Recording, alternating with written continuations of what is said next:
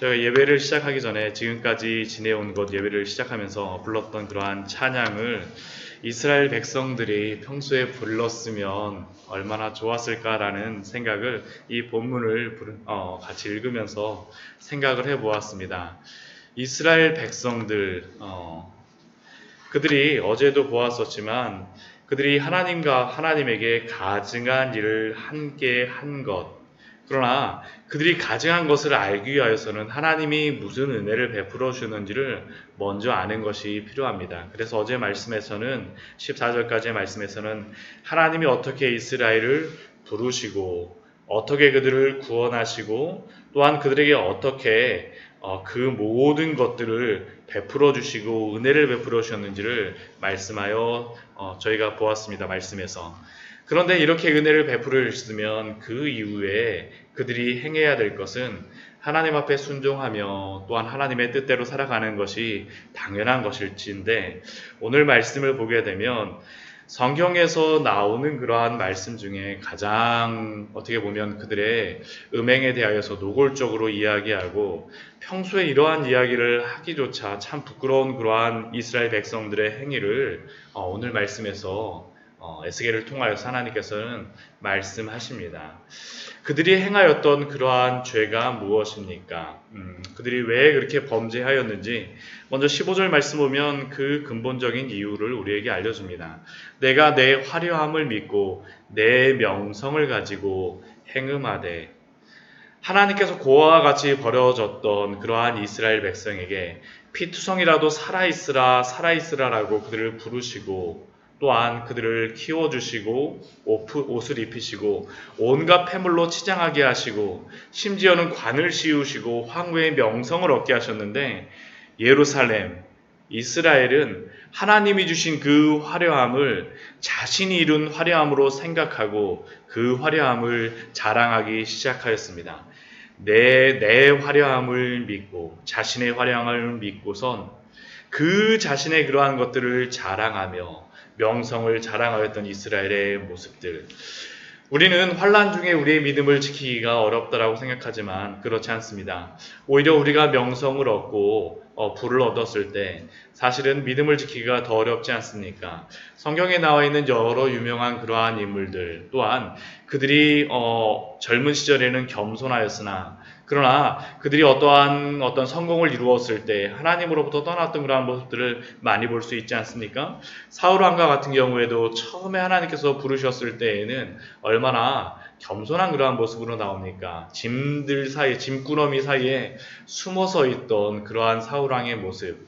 그러나 그가 왕이 되고 자신이 지켜야 될 것이 생겼다라고 생각하였을 때 하나님께서 주신 그러한 모든 것들을 가지고 이스라엘 백성들을 블레셋으로부터 지키라고 또한 여러 나라로부터 지키라라고 하나님이 주신 그러한 군사들을 그는 다윗을 잡는 데 사용하지 않았습니까? 다윗도 동일하였습니다. 우리가 생각해보면 다윗이 젊은 시절에는 그렇게 하나님 앞에 겸손하게 또한 사울에게 쫓길 때에는 하나님을 의지하며 그렇게 지냈었지만, 그러나 그가 이제 모든 적군들을 다 주변의 적들이 대부분 제압이 되어지고 이제는 평안하다고 생각했을 때, 왕들이 출전할 때가 되어졌을 때 그가 행하였던 것은 무엇입니까? 밧세바를 범하는 것이었었죠.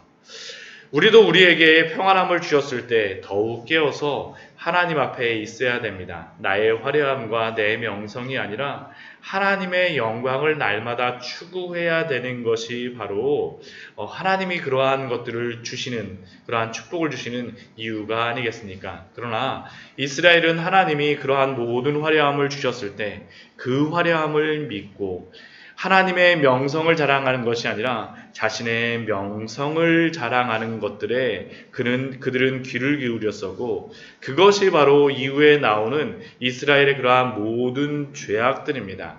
오늘 말씀 보면 지나가는 모든 자와 더불어 음란을 많이 행하였다라고 이야기하는데, 오늘 크게 보면 이 두 부류의 그러한 음행에 대하여서 두 가지의 그러한 음행에 대하여서 말씀합니다. 16절에서부터 22절까지의 그러한 말씀에서는 종교적인 그러한 음행함들을 저희가 볼 수 있고, 그 23절 이후의 말씀에서는 그 이스라엘 주변에 있었던 이방 나라들과 행하였던 그러한 죄악된 음행함들에 대하여서 우리에게 말씀합니다.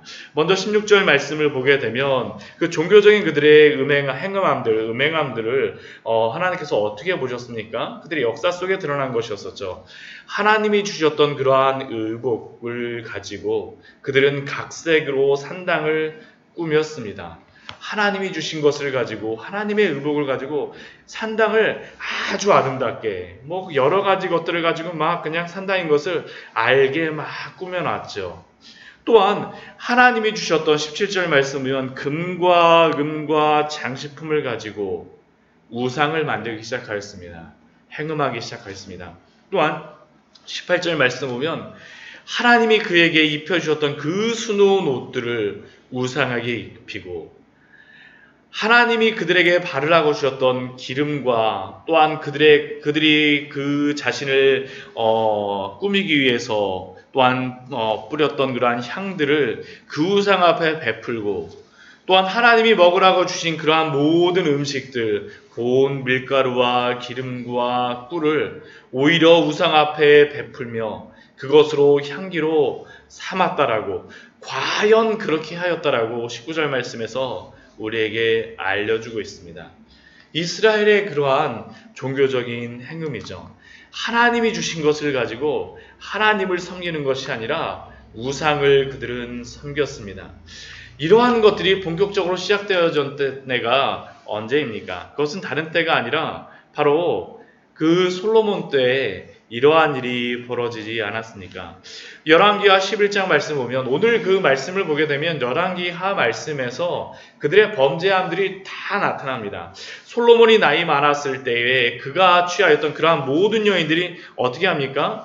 그 솔로몬으로 하여금 다른 신들을 따르게 합니다. 물론 솔로몬이 젊었을 때에는 그렇지 않았습니다. 하나님의 성전을 건축하며 하나님을 섬겼었지만, 다 그 솔로몬이 나이가 들어서 그 육신이 연약하여지고 사리분별이 좀 떨어졌을 때 그가 삼았던 그러한 모든 여인들이 그 솔로몬으로 하여금 이방의 모든 신들을 섬기게 하였습니다. 솔로몬이 왜 이렇게 많은 여인들 그 아내로 삼았습니까?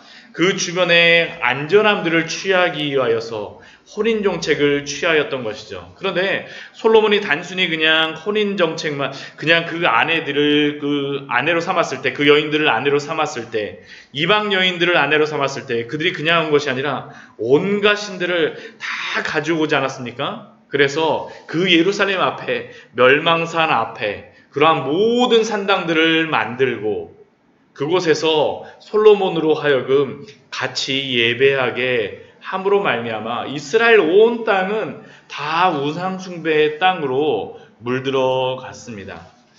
이 멸망산이 언제 없어지냐 하면 나중에 이제 성경을 보게 되면 요시야 왕 때 겨우 없어집니다. 어떻게 요시야 왕 때 없어지게 되어집니까?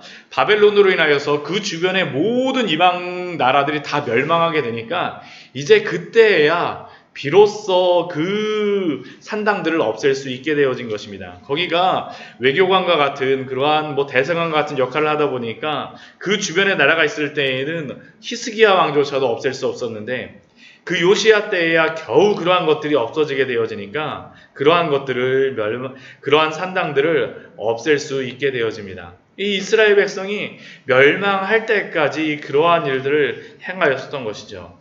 그들이 그러한 우상을 섬기면서 가장 큰 그러한 죄악됨을 무엇으로 하나님께서 말씀하시냐 하면, 하나님이 주셨던 그 자녀를 우상에게 제물로 불살라서 드리는 일들을 행하였음을 20절과 21절 말씀에서 우리에게 알려주고 있습니다. 그들의 자녀들을 죽여서 우상에게 넘겨 불 가운데로 지나게 하였느니라. 아하스 왕과 열왕기하 16장 말씀에 보면 아하스 왕이 그 이스라엘에서 그 몰록에게 그 자신의 자녀를 지나가게 하고, 므낫세 같은 경우도 어떻게 합니까? 그곳에서 자신의 자녀를 드리는 그러한 것들. 예루살렘 이것을 가장 잘 볼 수 있는 데가 어디냐 하면 베드로가 예수님을 부인하였던 그러한 교회가 있습니다. 베드로 부인 교회, 이 닭 모양 돼갖고 그런 교회가 있는데 그 앞에 가면 무엇이 보이냐면 멸망산이 보이고 바로 그 옆에 무엇이 보이냐면 흰놈의 골짜기가 있습니다. 흰놈의 골짜기가 있는데 거기 가서 보게 되면 많은 생각을 하게 됩니다. 베드로가 여기서 예수님을 부인을 하였구나라고 생각되면서 또 이 옆에 흰놈의 골짜기가 있으니까 이 이스라엘 백성들이 얼마나 하나님께 음행을 하였는지, 또 흰놈의 골짜기 옆에는 또 무엇이냐 하면 가룟 유다가 목매에 달아서 죽었던 곳이 바로 그곳입니다. 아겔다마가 바로 거기에 그 흰놈의 골짜기에 있고 앞에는 바로 멸망산이 있습니다. 이스라엘 백성들이 이러한 범죄의 곳들, 바로 하나님을 섬기기 위하여서 예루살렘 성전이 있던 바로 그곳 옆에 있었던 곳이 바로 이러한 일들이 바로 그 예루살렘에서 벌어졌습니다. 이것뿐만이 아닙니다. 이스라엘 백성들은 우상을 섬기는 일들만 행하였을 뿐만 아니라 23절 이후의 말씀에 보면 그들이 그 종교적인 우상뿐만 아니라 눈에 보이는 그러한 그 힘들을 우상으로 삼아서 행하였던 것들을 23절 이후에서 말씀하여 줍니다. 먼저 그들이 누각을 건축하며 24절 말씀 보면 누각을 건축하며 높은 데를 쌓았다라고 성경에서 기록하고 있습니다. 하나님께서 말씀하십니다. 왜 그러한 누각을 건축하고 높은 데를 쌓았습니까? 그것은 그 자신의 아름다움을 그 주변에 지나가는 모든 자에게 다 보여주기 위하였습니다. 첫 번째 나왔던 그러한 그 나라가 누구입니까? 애굽 사람들. 내 이웃 애굽 사람과도 음행하되. 성경을 보게 되면 애굽과 끊임없이 이스라엘이 애굽을 의지하는 모습을 볼 수 있지 않습니까? 바로 그 에스겔서 우리 16장 말씀을 보고 있는데 17장 말씀에 보게 되면 하나님께서 에스겔에게 그 다 쓰러져가는 그 애굽을 의지하고자 하는 시드기야 왕의 그러한 모습을 보면서 의지하지 말라라고 말씀하시는 내용이 바로 에스겔서 17장의 말씀입니다. 또한 예레미야서의 그러한 말씀이 무엇입니까? 애굽을 의지하는 것이 아니라 차라리 하나님이 멸망하게 심판하시는 것이니까 차라리 바벨론에게 항복하라고 말씀하시는 것이 바로 예레미야의 그러한 말씀 아닙니까? 이스라엘은 그 시작서부터 마지막 멸망할 때까지 자신들의 나라를 지킨다라는 그러한 이유로 하나님을 의지하는 것이 아니라 애굽 사람을 끊임없이 의지하였던 것이 바로 이스라엘의 그러한 역사 속에 드러난 그러한 것들이었습니다. 또한 그뿐만이 아닙니다. 이스라엘은 또한 아수르 사람과 행음하였다라고 하나님께서는 말씀하십니다. 이 아수르 사람과 행음하였던 그러한 아주 드러난 그러한 성경의 그러한 그 말씀이 무엇이겠습니까? 우리 이사야서 7장 말씀을 보게 되면 그 아하스 왕에게 이사야 선지자가 나타나는 그러한 다가가서 하는 그러한 말씀이 있습니다. 오늘 이사야서 7장 말씀 우리 같이 한번 보도록 할까요? 네. 이사야서 7장 말씀에 보게 되면 이 이사야서 7장 말씀에서 임마누엘에 대한 그러한 말씀을 주시는데 이 이사야서 7장 말씀에서 이사야 선지자가 아하스 왕에게 가고 그 남유다를 쳐들어 오려고 하는 그러한 그 북이스라엘의 베가 왕과 또한 그 아람의 그러한 아람의 르신을 두려워하지 말라라고 하나님께서 말씀하십니다. 이사야서 7장 4절 말씀을 보면 그 말씀을 하시죠. 그가 아하스 왕을 만났을 때 너는 삼가며 조용하라. 르신과 아람과 르말레아의 아들 이 베가 왕입니다. 심히 노할지라도 이들은 연기나는 두 부직갱이 그루터기에 불과하니 두려워하지 말며 낙심하지 말라. 이 두려워하지 말고 낙심하지 말고 누구를 의지하라는 것입니까? 하나님을 의지하라고 말씀하시는 것이죠. 그리고 너가 믿지 못하겠거든 11절 말씀을 보면 하나님께 그 징조를 구하라라고 이사야 선지자가 아하스 왕에게 말합니다. 그런데 12절 말씀을 보면 아하스 왕이 말하는 것이 무엇입니까? 우리 7장 12절 말씀 같이 한번 읽어보겠습니다. 아하스가 이르되 나는 구하지 아니하겠나이다. 나는 여호와를 시험하지 아니하겠나이다 한지라. 아하스는 하나님께 이사야 선지자가 구하라라고, 징조를 구하라라고, 이것을 너가 보면 분명히 믿을 수 있으니까 징조를 구하라고 말하는데, 아하스 왕은 자신은 결코 구하지 아니하겠다라고 합니다. 그 이유가 무엇이냐면 나는 여호와를 시험하지 아니하겠나이다. 나는 여호와를 시험하지 아니하기 위해서 징조를 구하지 아니하겠다라고. 얼마나 믿음이 좋은 모습처럼 보입니까?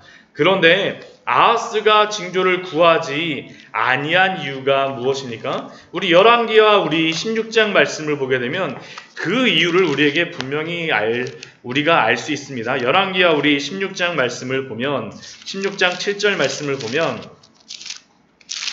이렇게 기록이 되어 있습니다. 16장 7절 말씀을 보면, 열왕기하 16장 7절 말씀을 보면, 아하스가 아수르 왕 디글랏 빌레셋에게 사자를 보내 이르되 나는 왕의 신복이요 왕의 아들이라. 이제 아람 왕과 이스라엘 왕이 나를 치니 청하건대 올라와 그 손에서 나를 구원하소서 하고, 아하스가 여호와의 성전과 왕궁 곳간에 있는 은금을 내어다가 아수르 왕에게 예물로 보냈더니, 이미 아하스 왕은 이 아수르 왕 디글랏 빌레셋에게 하나님의 성전에 있는 그러한 은과 금, 왕궁 곳간에 하나님이 주었던 그러한 은과 금을 이미 아수르 왕에게 다 예물로, 뇌물로 보내갖고 내가 당신을 의지하겠습니다라고 했기 때문에, 눈에 보이는 아수르를 우상으로 섬겨서 의지했기 때문에 더 이상 하나님을 의지할 필요가 없었던 겁니다. 그래서 그는 어떻게 합니까? 겉으로는 나는 여호와를 시험하지 아니하겠습니다.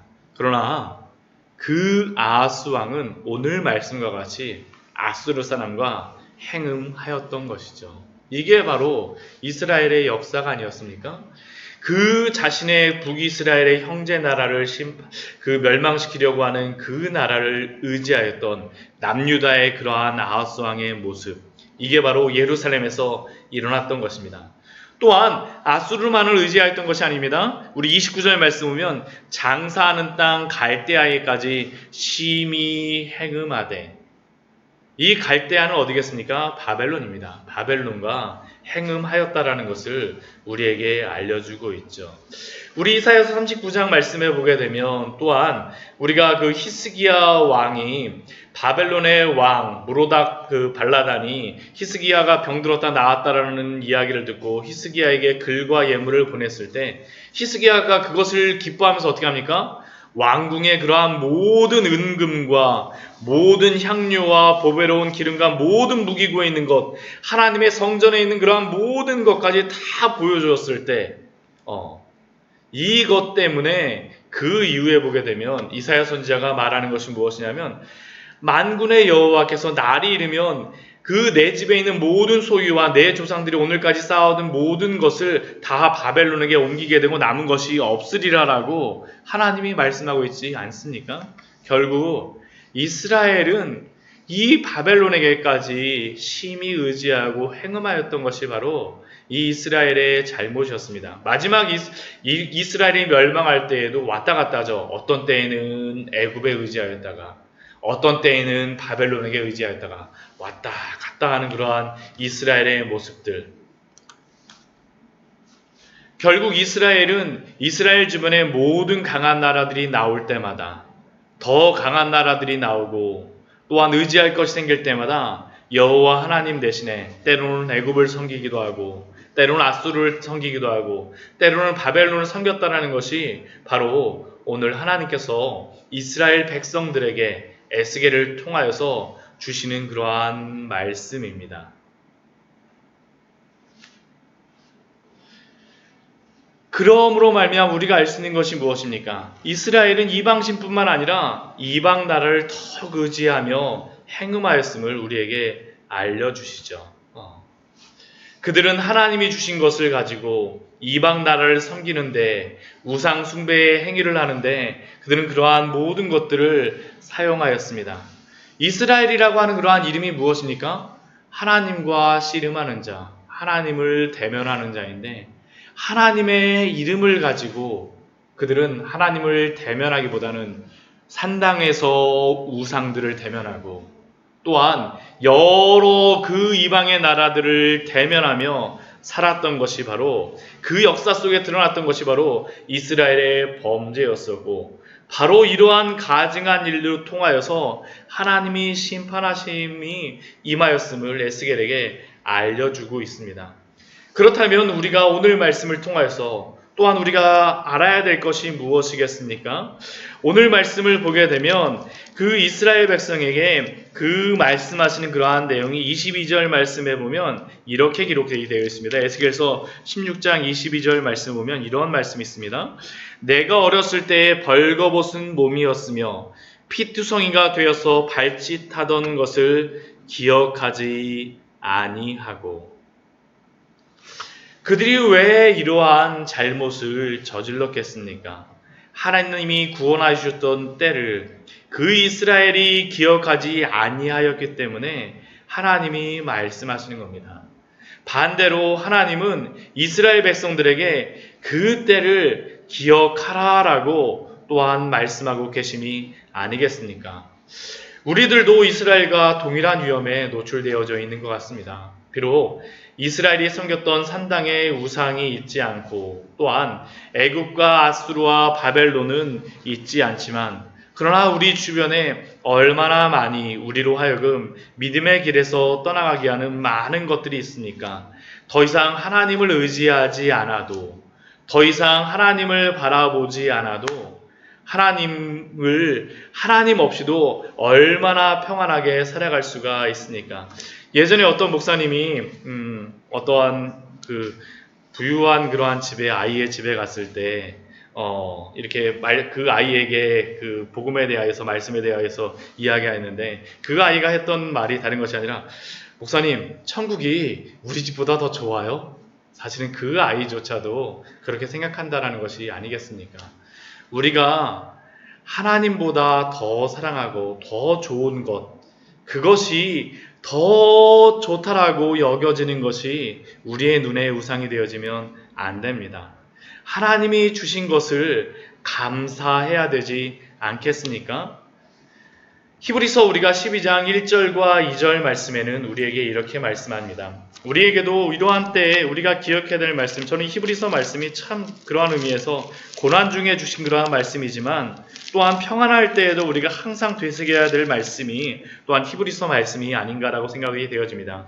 믿음에 대한 그러한 말씀을 하시고 나서 히브리서 12장 1절과 2절 말씀에서 우리에게 이렇게 말씀하시죠. 우리 같이 한번 히브리서 12장 1절과 2절 말씀, 신약성경 우리 367페이지입니다.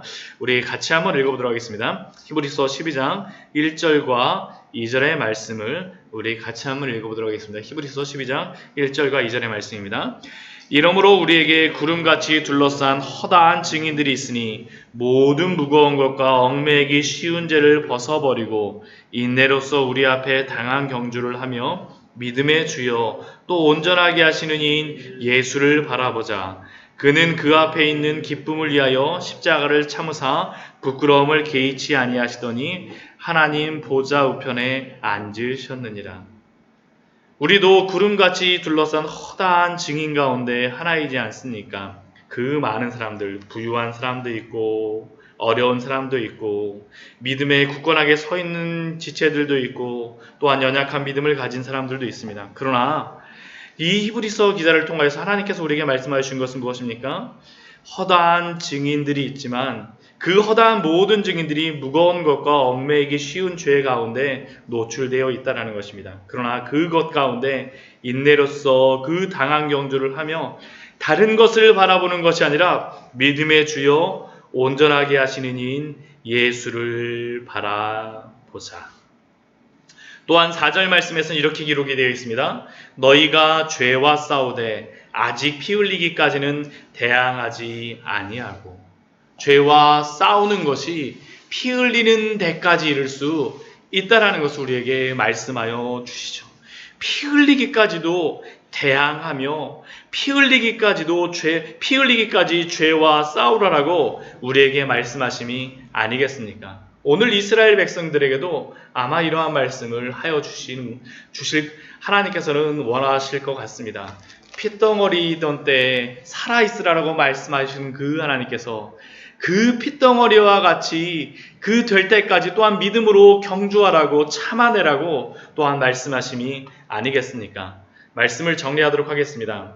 오늘 이스라엘의 그러한 죄를 통하여서 우리는 이스라엘이 어떠한 죄를 범하였는지 하나님 앞에 얼마나 큰 그러한 일들을 행하였는지 그들이 가증한 일이 무엇인지를 말씀하여 주십니다. 또한 우리가 살아가는 이 세상 속에서도 또한 우리의 죄에 대하여서도 우리가 노출되어 있는 그 상황 속에 대하여서도 말씀하여 주시는 것 같습니다. 그러한 때마다 우리 주 예수 그리스도를 깊이 생각함으로 말미암아 우리에게 당한 그러한 경주를 믿음으로 인내로써 하시는 우리 귀한 성도님들 되시기를 축원합니다. 같이 기도하도록 하겠습니다.